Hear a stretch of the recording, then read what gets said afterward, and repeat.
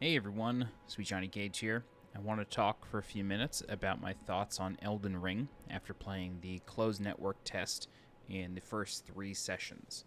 So I played Friday morning at 6 a.m. Eastern, and then Friday night at 10 p.m., and then again today, Saturday, at 2 p.m. Eastern. I have completed everything there is to complete in this thing. I have defeated all the bosses, found all the little caves and all the upgrades and everything.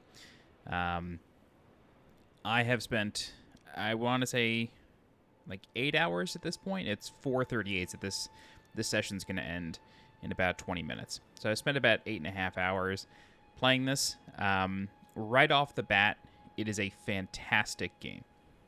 It is really quite something. I also want to get the obvious out of the way. Yeah, this game is a lot like Dark Souls, specifically Dark Souls 3. It feels like, if I were to sum it up, and I usually don't like doing this, but if I were to sum it up and compare it to other games, I would say it's like open world Dark Souls 3 with Sekiro elements. So what I mean by that is you have stealth, you have you have stamina like in Souls games, but when you're out in the world, it doesn't get used. I think unless you're swinging a weapon, but just like running around in the world does not use stamina. You know what's funny is I'm not even sure if it gets used. I'm almost positive it gets used while you are in combat running. Also, I fought that guy. That guy is not a boss, it's just an enemy. Let me just see if it does get used while you're fighting. I think it does. Yeah, these guys. Okay, so it does get used while running while in combat. So that's good. I'm dead. Wow, that's funny. But it is a really fun game. I have to say, I was hoping for, I don't know, more of like an original experience. Don't get me wrong, it's really, really good. I just wish it was unique. It doesn't really have a lot of uniqueness to it. Whereas, you know, when you play each Souls game, you kind of know what you're getting into. Since Demon Souls, like, you know how it's going to control, you know how things are going to go. Sorry, I'm just getting my ass kicked here. This is a shield that has a snake on it. And it poisons everybody. Anyway, you sort of get to... What I'm trying to say is, when you go from Dark Souls 1 to Dark Souls 2, you jump in and you immediately know what's coming, right? Like, you know how to play the game already. When you go from Dark Souls 2 to Dark Souls 3, you know how to play the game already. When I went from Dark Souls 3 to Sekiro, I kind of didn't know how to play the game. You feel like you do, but it really quickly trains you out of playing it like a Souls game, because you can't just roll through everything. You have to deflect, and you have to play Sekiro the way Sekiro is meant to be played.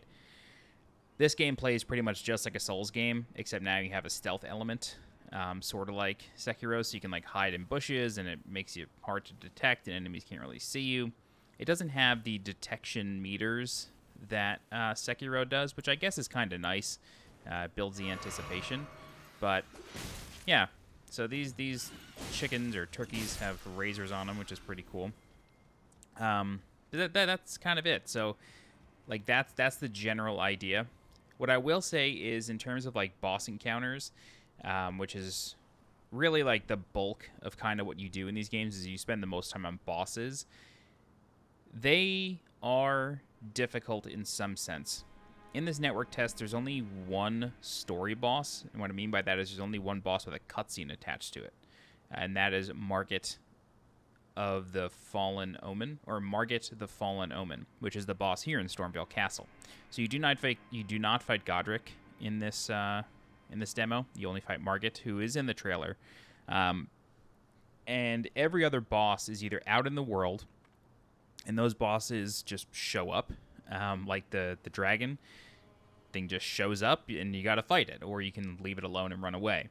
There is the tree sentinel, who's like really the first world boss you encounter as soon as you get out of the tutorial area. It's another one. It's just a sentinel on horseback, and you can either fight him or ignore him. Each time you enter a catacomb, which are, I'll show you, which are these things here. They are just like little caves out in the world, and these caves, as far as I can tell, at least in the world, or at least in the demo, see, we're just out here, and you just adventure, and then you find this cave, you open the door, and then you go inside. Each of these that I have found so far has a boss. It is, at least from what I've seen, a unique boss model, but all these kind of work the same, where your main job is to just go through the catacomb, get some treasure, and then find the switch that opens this door, and then you go down and fight a boss. It is very similar to a Chalice dungeon in the sense that, like, the goal is to open the boss door and go fight the boss, but it is not random. They are the same every time. I don't want to worry you. But they are sort of short. The ones that I've encountered all kind of look the same. They have the same enemies, and they're pretty short, which is nice in the sense that it's short, it's sweet, you can just kind of go through it and be fine, and you can ignore them if you like. The thing I will say is that the bosses are not hard in here. Like, you kill them on your second or third attempt. They don't have much health. They can all sort of be cheesed in one way or another. So they're really, it's just Margit, the Fell Omen that you fight, that is like a really big Souls, Bloodborne, whatever you want to call it, like big From Software boss. The other ones are just sort of like, here's a room with a fog door, go through it and fight this strong enemy that only has a few moves and you'll probably kill pretty quickly. So it's good that the catacombs are quick, and that probably means that you're going to be finding them. And finding them is always the most exciting thing. Like, you just sort of like wander through a little area and you find a cave to go into, and you're like, hell yeah, I found a cave, let's explore, you know what I mean? And sometimes you'll find a spell or a pyromancy or a weapon or something, and it's fun. I do just wonder if by, hour 35 of the full release of this game, if when you find a catacomb, you're going to be like, okay, here's another one. You know what I mean? Like, I don't know how they can keep the excitement up if they all sort of look and feel the same. I'm hoping that when you get to different areas, the theming of the catacombs change. I do hope that. I will say I did find, a mine here. So this is the Agheel tunnels, or the Limgrave tunnels. So this one, is more of a mine shaft kind of deal, which is very different. What I will say is we should talk about the world at this point. So the world is excellent. It is really, really cool. And just in this one area, you go from, just your typical grasslands all the way up to this stormy castle here. Here, I'll show you. This is where you fight Margit the Fell Omen, and it's just awesome. Like, the ambience is incredible. It looks so sick, and it's just really, really something. It's really cool. Unfortunately, you can't explore a ton of this stuff, and when you defeat Margit, there is a little bit more to do. If you watch the gameplay demo, you'll remember that you go through the door and the ballistas are shooting at you. You can go past that, but after that, you kind of just explore a little bit in this castle. You find a ladder, and it says more to come in the full release, and then it ends. Or it doesn't even end, it just, you can't go up the ladder, and then you kind of just go do what you want and explore the rest of the world. But the world is very, very cool. And one thing that I want to mention, this is like a little bit of a secret, but there's a cavern here on the beach. And this is right near the start of the game. And let me just exit here. So there is a cavern on this beach. Okay. And you'll notice that, just want to make sure I don't get attacked. You'll notice that there's an island over here. There is no swimming in this game, which is, kind of interesting, especially since Sekiro had swimming.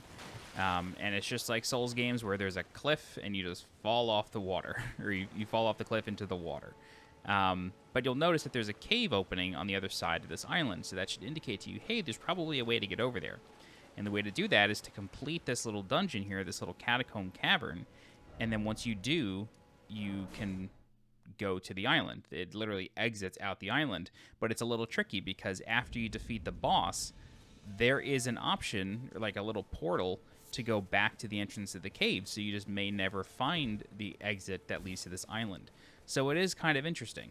And the other interesting thing about this island is that this is the Church of the Dragon, or something like that, Dragon Communion?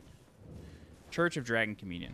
So you'll see this like dead dragon here with like flames in its mouth, and then there is like a little altar here. See if I can light this torch. No, I can't. And so, like, this is kind of nothing, right? Like, there is a spell to find on this island. It's just hidden on a corpse somewhere. But if you defeat the, if you defeat Agiel the dragon in this area, the boss drops a heart. So the, where is it? The boss drops a dragon heart. And if we go to the detailed view, you see an offering used in the Dragon Communion. Consume a dragon's heart at the altar to make its power yours. So you got to find the altar. This is the altar. When you use the dragon heart here, you just, select it on the altar. You get a spell, and that spell is Grail's Roar, an incantation of the Dragon Communion used by those who've eaten a dragon's heart. So it's just really cool. Like, there are these hidden little things that you can kind of only do in an open world game. And truly what it reminds me of is in Bloodborne, if you complete Alfred's questline and he kills Queen Annalise in Cainhurst Castle, or Castle Cainhurst, you get her, like, guts. And if you bring those guts to the altar beneath the church, or the Grand Cathedral, where Abratos is, if you use that, if you use the guts on that hidden altar, you revive Queen Annalise. And it's like on two completely different sides of the world, and it's just interesting. So Elden Ring definitely has these elements, and because it's an open world game, there's just so much to explore. And when I say that there is so much to explore, just to give you sort of a little bit of insight, there are the play sessions are 3 hours long. And you can save your progress. You can create multiple characters. It's just like a demo. And so the first time through, I got all the way up to Margit. I defeated Margit, and then I started to explore a little bit of the castle. And unfortunately, my 3 hours was up. And I felt like, okay, I defeated Margit. That's like the story boss of the demo. I'm probably done. But I knew that there was like a couple areas that I hadn't explored yet. So I went back, started a brand new character because I needed to like redo some footage. And then even starting that character, all I did was go in a different direction, and I found more stuff that I hadn't seen before. And so I played the entire 3-hour session, got a bunch of stuff that I hadn't gotten before, and then I thought I was done. And then last night I was putting videos together, talking to some folks in my Discord, and then I watched Mordecai, the guy who does the Elden Ring daily updates. And he was in a place I hadn't seen. And I was like, holy shit, there's more. And so today I was like, okay, I got to go find these places. And I found the new sorcery vendor, and I found those mines, and like there was more to do. I do know now that I am completely done. Everything is done. And unfortunately, there are invisible walls that block you from going where they don't want you to go. Doesn't seem like there's any way through them just yet. I know in the Bloodborne network test, there was a bench you could jump over and go fight Gascoigne and see a little bit more of Central Yharnam, but that's kind of it. I do want to cast this jellyfish. Oh my god. That's so gnarly. That's so cool. I wasn't able to cast this before. Oh, nice. Anywho. So, yeah, it's a really cool game. I will say that. It is really something. I've had a great time with it. I may play a little bit tomorrow. I'm not actually sure if I'm going to be home for this, for the final session on Sunday. But needless to say, I am very excited for the full release in February. Wow, it has a fucking reflection. Holy shit. Oh my god, that was so sick. Anyway, I really do hope that it is... that was a weird reflection, actually. That was a reflection of the camera, not of me. Because it would have seen the back of my head if that was a real reflection. Anyway, I don't know if I'll have time to play it tomorrow, but I'm very excited. And really the only thing that kind of bugs me about it, if there was like one thing to complain about, is that it's just like if Dark Souls 4 was open world, it would be Elden Ring. You know, there's really not much different in terms of gameplay and feel. But the open world is like the new gimmick. You know what I mean? Like every Souls game has a new thing, and it's a progression of the ideas. And Elden Ring is a progression of those ideas to another level. But with it being called Elden Ring and not Dark Souls 4, I kind of expected a bit more uniqueness. And maybe that uniqueness is hidden, you know, in the full release. Maybe it will have some sort of twist or something. Who knows? Bloodborne certainly did. But, yeah, it just feels... there's nothing here to learn in terms of combat. Like, you definitely have to get used to the feeling. It's hard to describe, but you get used to the feeling really quickly if you've played the Souls games, like super, super fast. And then you just kind of learn the rules of engagement with different, you know, different enemies, and then that's kind of it, you know? So I was just hoping for a little bit more uniqueness, but it is a fantastic game, and I cannot wait for the full release. So those are my thoughts. Oh, yeah, really cool weapon arts in this game. So if you two-hand your weapon and you hold L2, usually they have weapon arts. They all do different things. This one is unique to this particular weapon. Yeah, so it's really something. And in this demo, you get like full access to the menus. You do the whole multiplayer thing. I actually have not tried multiplayer at all. From what I've been told, though, from people who have played it, is that you cannot get randomly invaded. You have to use this particular item here in the multiplayer menu. What is it called? There is a way to, like, invite invasions. Yeah, you've got to use this item to beckon bloody fingers. This opens you up to invasions. There are still NPC invasions, and those do not require the Taunter's Tongue.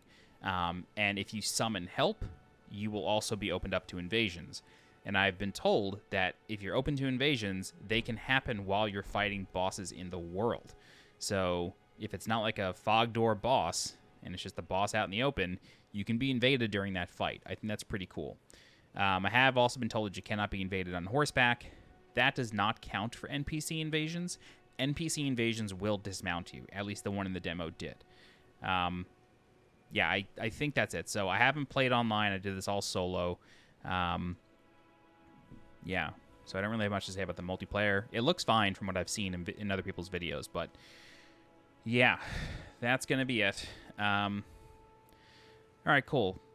I think I covered everything that I wanted to cover. I like it a lot. I just wish there was a bit more unique about this game, and maybe there is behind the scenes. But I'm really looking forward to the release, and of course I will be covering, you know, the whole game with guides and everything. But I've rambled on for long enough. I think 20 minutes is good for 8 hours of gameplay in terms of thoughts.